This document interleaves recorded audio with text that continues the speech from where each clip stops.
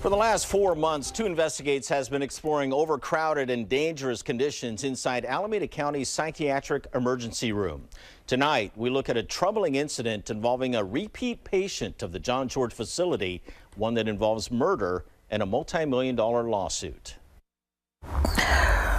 This is the story of a mother who lost one son to violence. I unzipped the body bag and I looked at my boy. And another to jail. He came in my house and asked me, was it true? And I said, yes. You want to turn yourself in. Demetrius Sells had been in and out of John George for years. He had been on psychiatric medication since the age of 14, suffering paranoia, schizophrenia, PTSD, and hallucinations. Records show he suffered child abuse and acted out with assaultive behavior, leading to time in juvenile hall and eventually San Quentin for attempted murder, robbery, assault, battery, and other charges. In May of 2015, he overdosed on the prescription drug Abilify, telling his brother he wanted to kill himself. His brother called 911. He wanted to harm his brother for calling 911. He wanted to die. You said he wanted to kill him, didn't he? Yes. Demetrius didn't want to go to John George. He had been there before on a 5150 hold, meaning he was a threat to himself or others.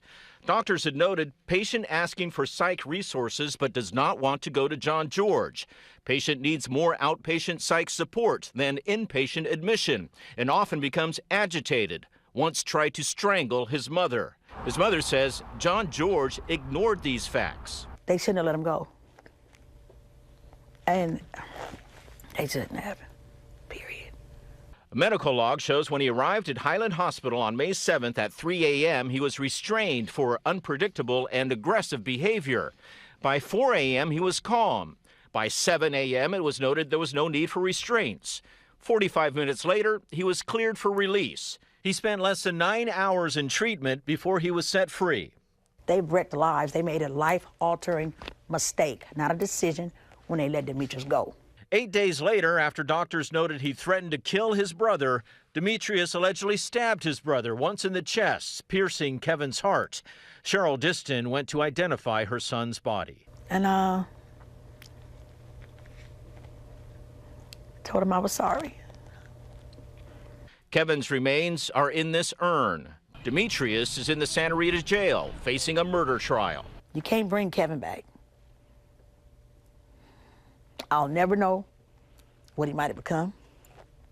I'll never know Demetrius and Kevin's full potential. Cheryl Diston says her son should be charged with manslaughter, not murder. Displaced mistakes.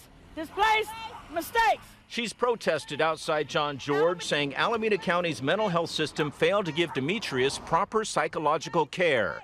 She says the caregivers are just as culpable as her son. So what, they gonna get nothing? Nothing?